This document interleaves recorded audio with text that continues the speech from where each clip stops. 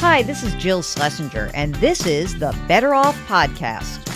On today's episode, we're talking to our friend James Altucher. James is a serial entrepreneur, and he's going to have a lot of discussion about failure and what you need to know. I've had plenty of successes since I started writing about failure, but also I've had plenty of failures. Because I've gotten comfortable with it, it's almost like learning a third language. I say, okay, this has happened to me before. It's not that failure ends, it's that you want your bounce back time to get shorter and shorter. You don't want to get depressed about it afterwards. All that and more next on the Better Off Podcast.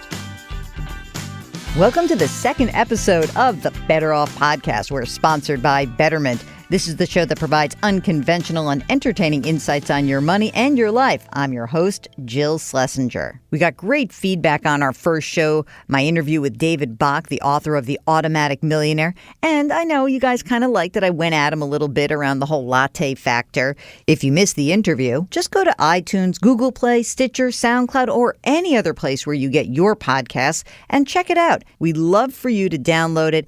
Give us your feedback, and please rate us on iTunes. Unbelievably, Mark, the best producer in the world, tells me this matters. So give us a rating, and we would be so happy if you did that. And if you've got a financial question, stay tuned, because at the end of the episode, we'll have a variety of ways that you can get in touch with us. So this is the part of the program where I look back a little bit, tell you the most important thing that happened in the past week or so. And I would have to say it was the December jobs report. Finally, 2016 in the books. It was a pretty good year for job creation. But what was notable about that jobs report, wages finally starting to move. And this got me thinking. It's the time of year where people are starting to consider, hey, what am I doing about my own career? And, this is a great time to actually say, hey, the labor market is improving. What do I need to improve to get my life together? And we're going to start talking to a number of people who help concentrate on how you can actually improve your best asset. That's you. How to improve your human capital. And that might require that you undergo a self-assessment. Sometimes we don't like what we see when we look in there. I know I don't. I hate listening back at my voice. It's like the worst thing ever, but it's the only way we get better. So go ahead, take a look at that, and try to plug into some resources and to some people who are going to enhance you. That is what I have done. It's also why I actually invited our next guest on one of the early shows of Better Off. James Altucher, a serial entrepreneur, is a guy who is constantly trying to reinvent himself. And one thing James is not afraid of, he is not afraid to fail. You're going to be very delighted at this interview because he says that pretty much the smartest financial thing he stopped doing was thinking he was such a smarty pants. And what a relief to have that out there. You don't have to beat the market. You don't have to drive yourself crazy. You have to kind of put that investing on autopilot. You have to buy into or just accept the evidence that over the long term, active investing is not where you want to be. You want to be a passive investor. As James says, thinking you know anything about investing is pretty much stupid. So he says we should assume we're idiots. Maybe that's why he kind of likes the whole robo-advisor platform. And so without further ado, James Altucher. You're listening to Better Off with Jill Schlesinger. All right, this is just so exciting. One of my favorite people, one of the best guests from my radio show over the last 6 years ever. I think that is a high honor, Jill, and I'm always excited.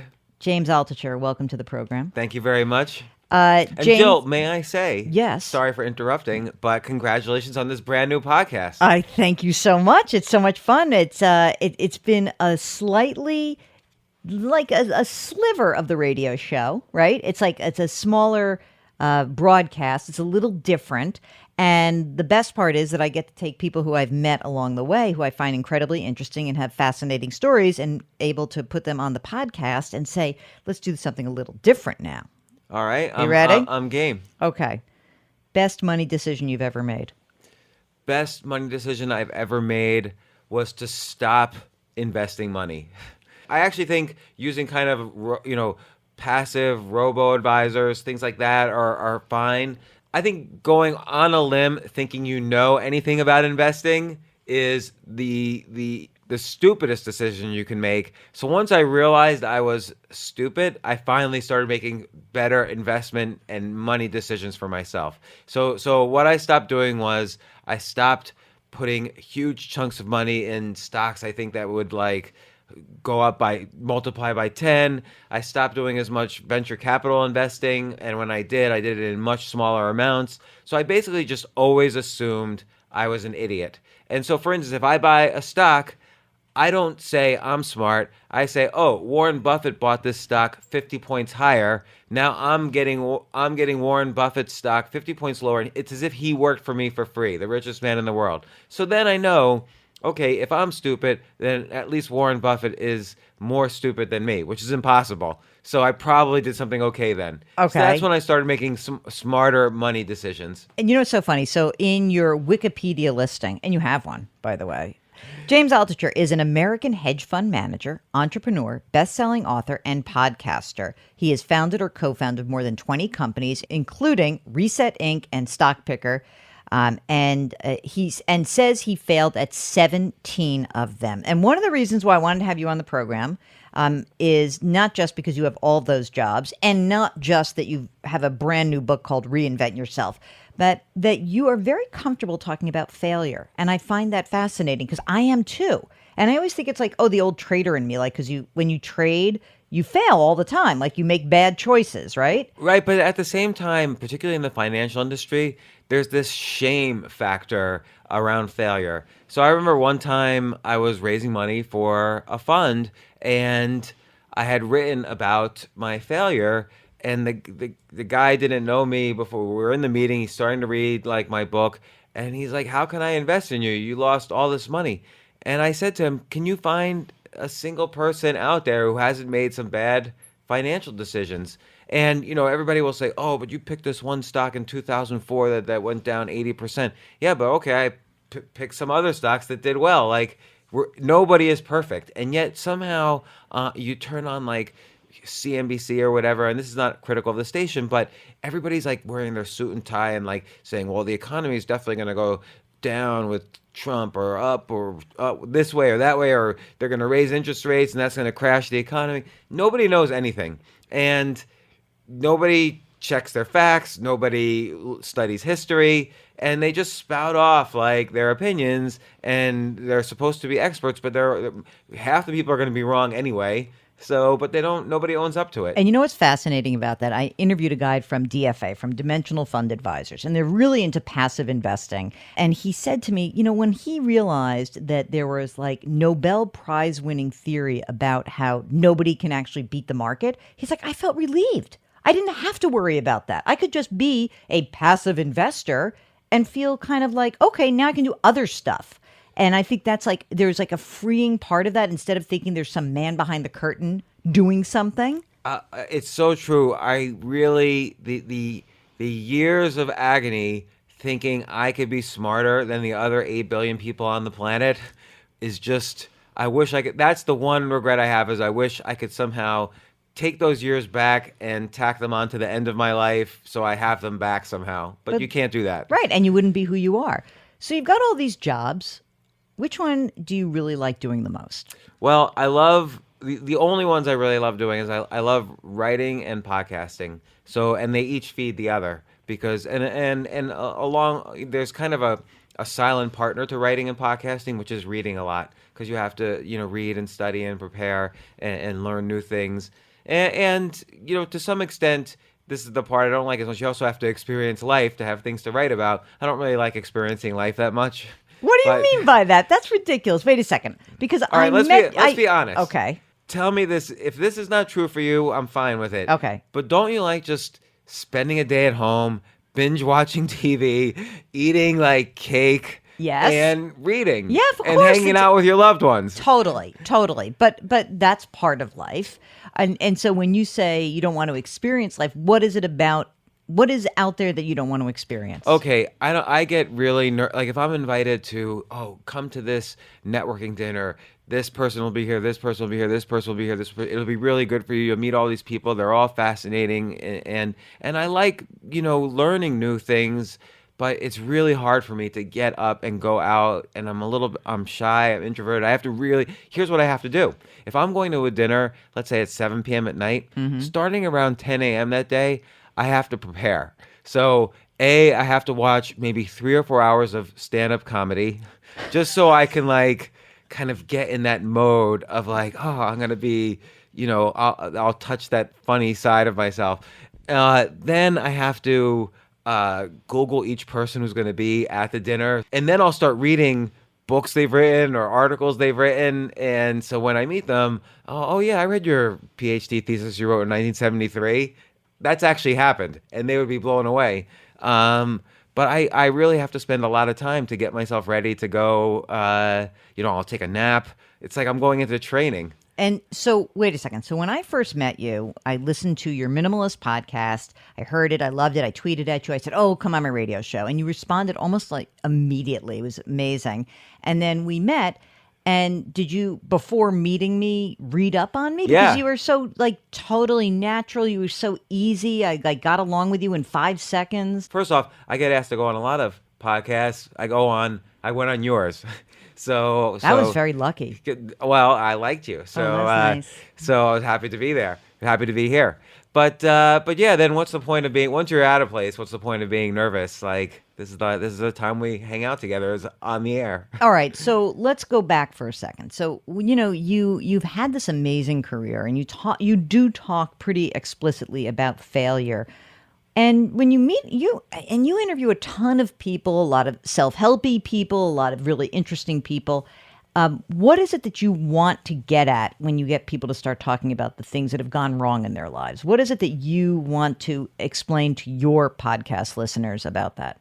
Well, 2 things really. So I want to know, I don't want anybody to tell me how to be a better leader or how to be a better manager or how to be more charismatic. I want to know when they were not a good leader, and this is why they did the research to become a better leader or a better investor or a better entrepreneur or a better musician. Every good thing that's ever happened in life has happened because bad things were happening and someone came along and said, I'm going to fix this. So for instance, how does someone get to be a good musician? So I've had a lot of musicians on the podcast or a lot of writers. First, they were bad musicians and they kept with it and they were starving and homeless and broke and other things were happening in their lives. And they realized, okay, I need to do A, B, C, X, Y, Z to become a better musician and to succeed. And so then what I'm interested in is 2 things. A, permission to fail, and B, this is how you reach peak performance after you've gotten that permission to fail. And I don't want there to be failure in aerospace engineering, right? But that would be a bad place. We hope that doesn't happen, but of course it's going to happen. And I guess I'm wondering when you think about... Do you mean that in a way that when you're on a plane, you don't want it to crash? Yes, exactly. Well, I'll tell you my strategy because I used to be afraid to fly. Okay. So now whenever there's turbulence, I get that initial fear, but then I think of the TV show Lost. Have you ever watched the TV show Lost? Yes. So this plane crashes and all these beautiful people survive on the island. And you're hoping that you're one of them? And the island is magical and great things happen and there's like Kate and Shannon and all these great people. And so I figured, okay, well, it started off the very first scene, there's turbulence. Yes. So I figured, okay, I'm going to the island of Lost now. This is great. Okay, that's not so bad. But I mean, so in thinking about failure and giving people permission to fail is one of the reasons that I always sort of had I was like suspect of these places where they were like, failure's not an option, or, I work at GE under Jack Welch and, Six Sigma, blah, blah, blah, blah, blah.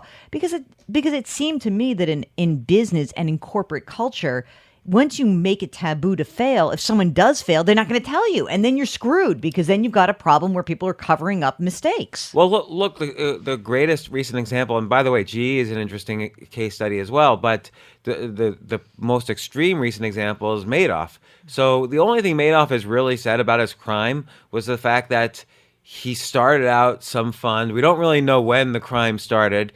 And he was basically ashamed that it wasn't working out for him, and he was afraid to tell everybody, so he couldn't admit failure, and it resulted in a $60 billion Ponzi scheme, just simply the fact that this one man was afraid to admit a tiny failure. So, an inconsequential failure in retrospect compared to what happened. And when you think about like even the financial crisis where there were things along the way that people kept seeing or maybe trying to raise the alarm, and then the higher ups may have been like, oh no, that's fine, it's fine, because it never happened in the past. Like, oh, we never have had a housing crash in the past, so why would we have one in the future? I mean, it seems so crazy to me in all of our jobs, in all of our lives, if you can say, of course I'm going to make a mistake. You don't have to even call it like failure. Like it seems so judgmental. Even that word seems judgmental, but only because of the judgment we bring to it, not because there's really anything wrong with it. Failure, it doesn't end. It's like nonstop because success is what's incredibly rare.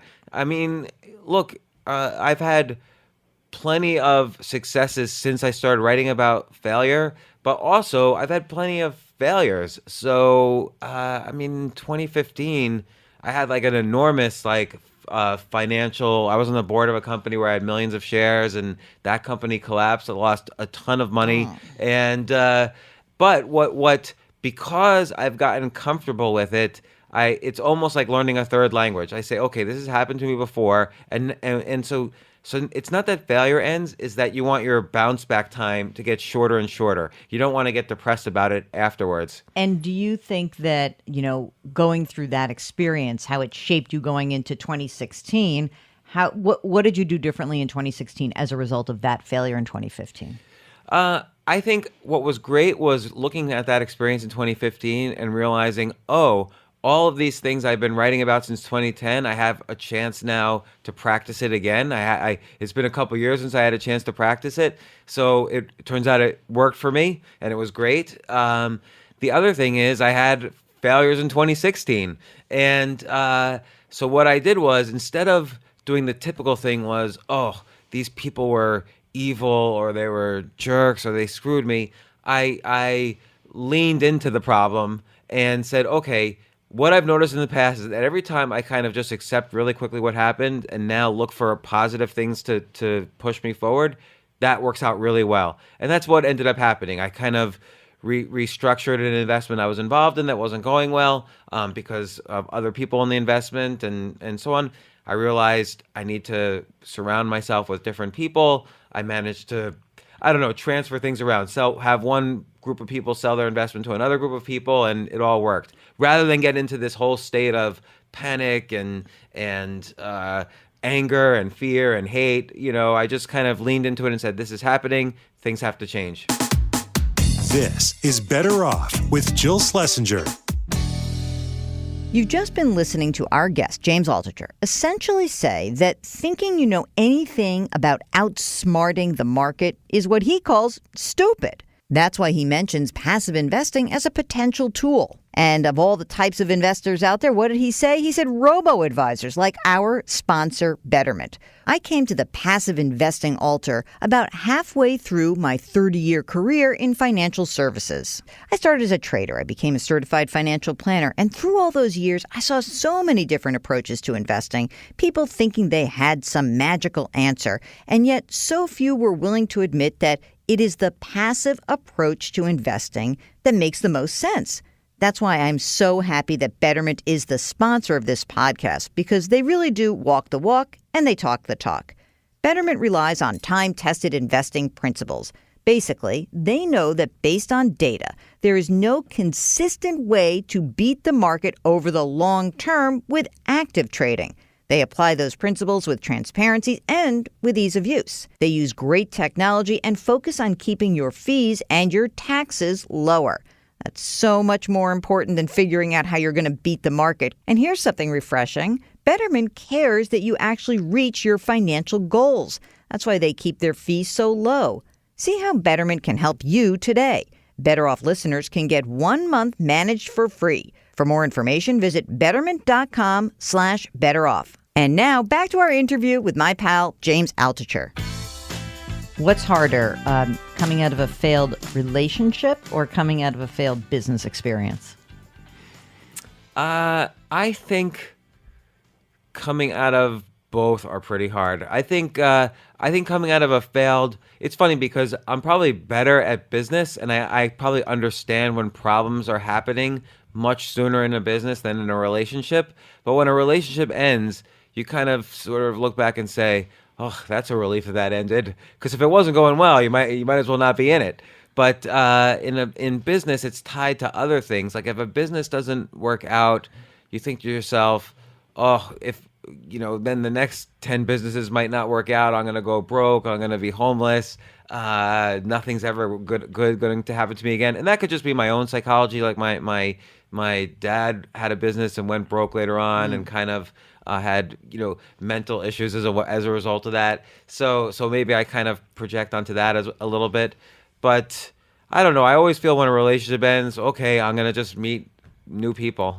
You're very upbeat in a weird way. I think most people would be surprised at how optimistic you are. I actually find you incredibly optimistic. And it was funny because I was telling someone I was going to interview you, and they were like, "That guy, like, he always talks about his failure. It brings me down." And I was like, no, that's like the upbeat thing. It's just like you can come through it because we're all going to go through these failing moments in our lives. We're going to come out of it. And having that sense, it's almost like, I think of it almost like when if you've lived through someone who's had a chronic illness or you've had a loved one die, it's almost like freeing to know that you can get through it. Like, I can get through this. I think that's a big pleasure, actually, to know that you can get through it. So that when you fail, look, failure triggers all these, flight or fight, instincts in us. And to know that you can, again and again, succeed in surviving what could be a life, what our brain thinks is a life or death situation is a big pleasure. Okay, so you have a number of books, but the one that I had read and kind of got me into was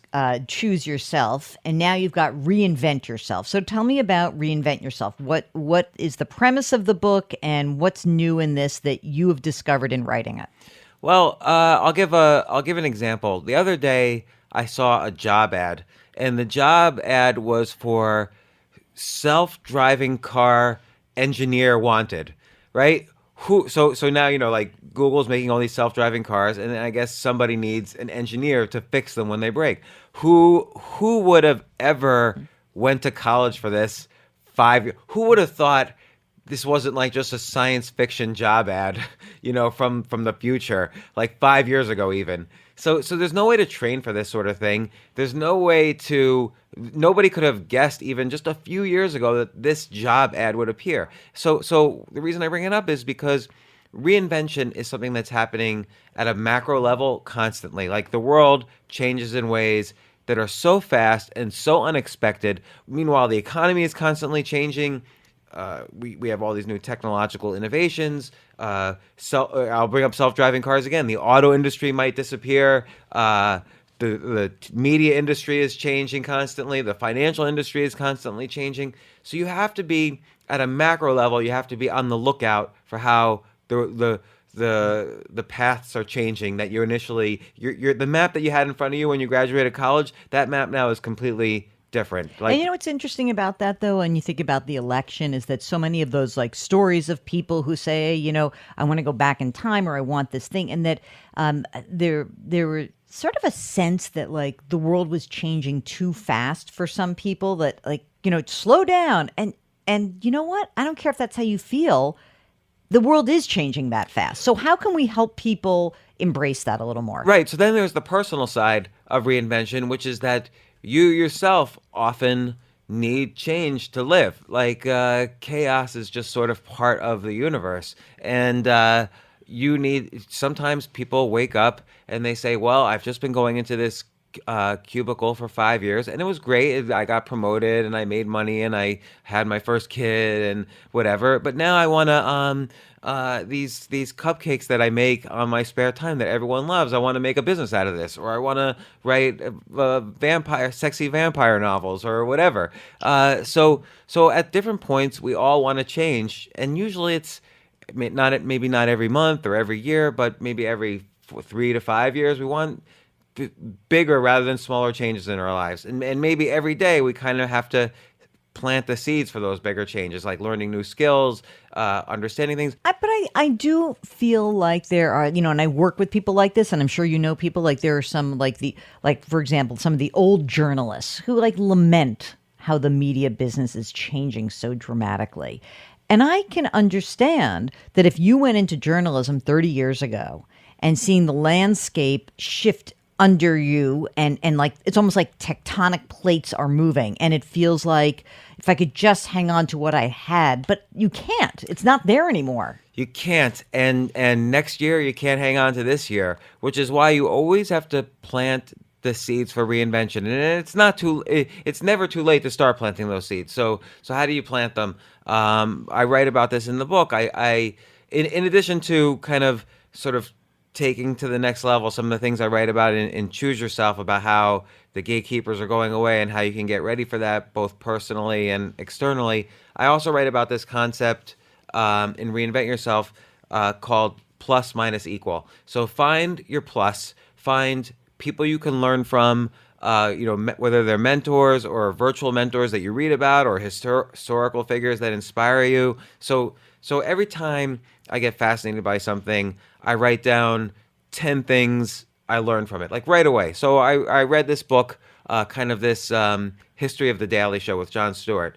And it wasn't so much how The Daily Show changed the way we view media. I really wanted to know how Jon Stewart was able to keep such a highly motivated group of people together for 16 years. So that show was on a straight up arc for 16 years. And so much talent came out of that, like Stephen Colbert, Steve Carell, Ed Helms, all these great writers and producers and actors and so on. And he just kept improving and improving. So what did he do to essentially reach peak performance? And so after I read the book, I just summarized it for myself and wrote down the 10 things that I learned from it. So that's how maybe a little bit will stay inside of me. And when I reach that next point of reinvention, I can pull something out and use it in my own life. And so that's an example of planting a seed and finding the plus.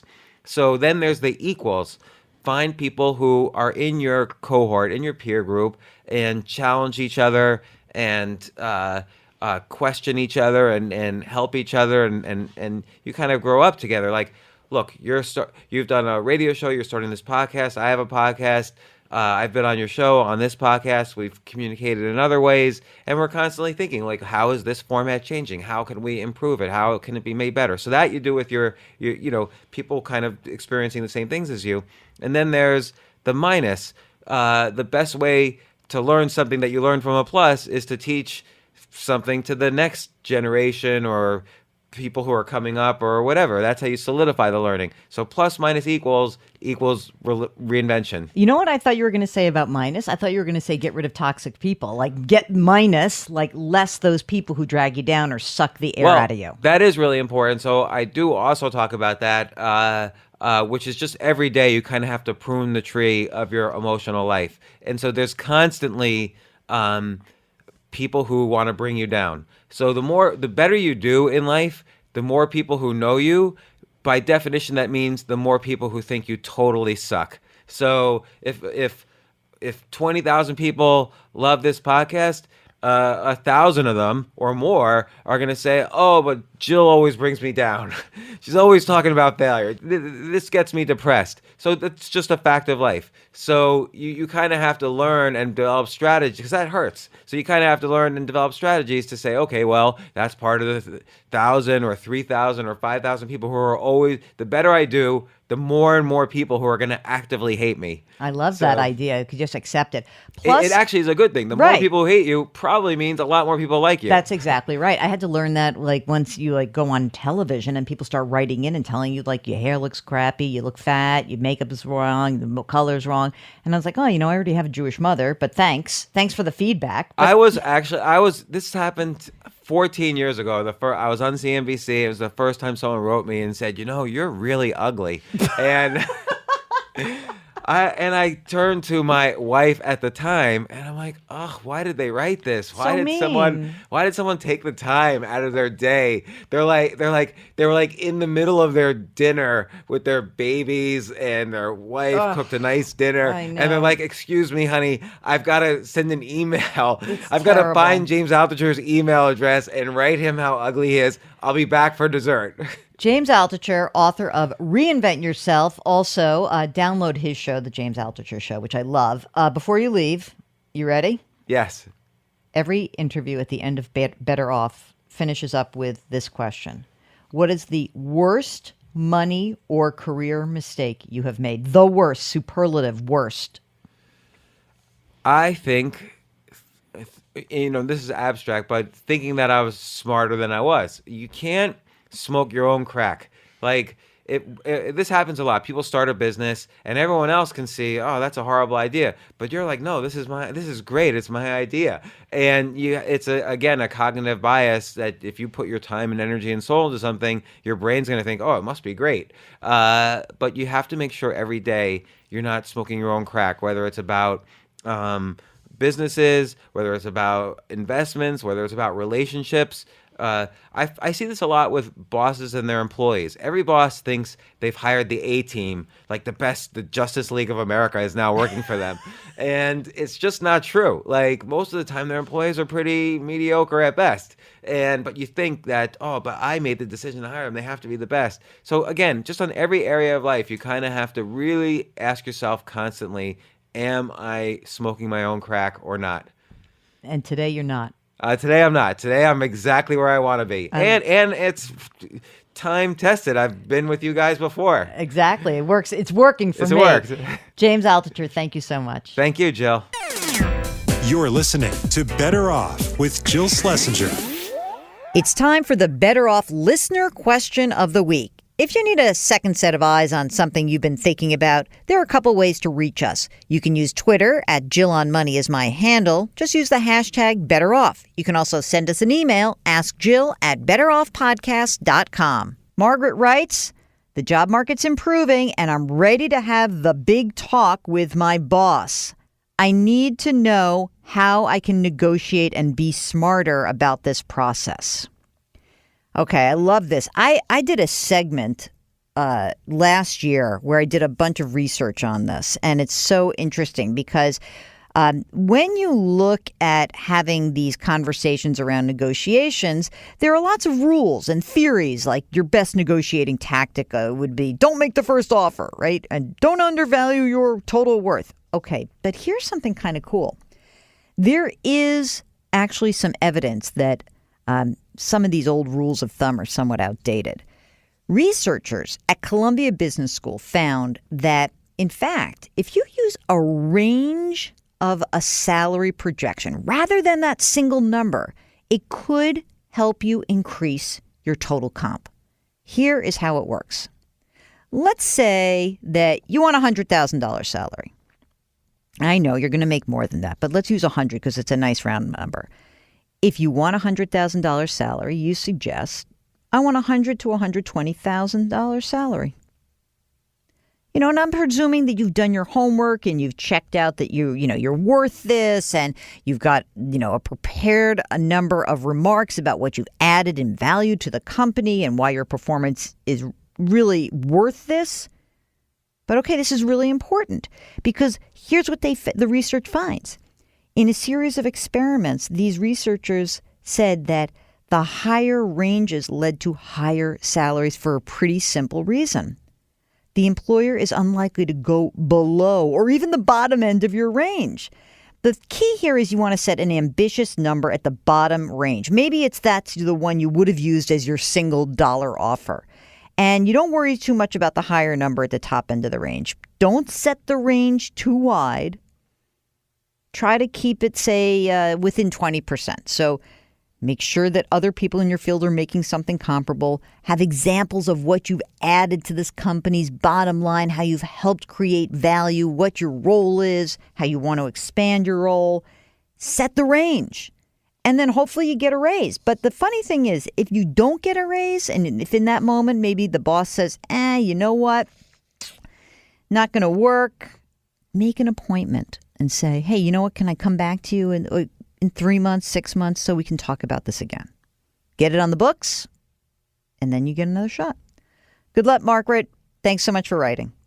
Okay, that's another episode of the Better Off podcast in the books. I want to thank James Altucher, friend of the show, serial entrepreneur, and a man who's reinventing himself constantly. Don't forget, there's a new episode of the Better Off podcast every Thursday. You can subscribe via iTunes or wherever you get your podcasts. If you have any questions or suggestions, you can find me on Twitter. My handle is @JillOnMoney. That's @JillOnMoney. Just use the hashtag BetterOff. You can also reach me via email. AskJill@BetterOffPodcast.com. That's AskJill@BetterOffPodcast.com. And if you wouldn't mind, please leave us a review or a rating in iTunes. It really will help us out. Better Off is sponsored by Betterment. Our music is composed by Joel Goodman. Mark Talercio produces. I'm Jill Schlesinger. See you next week.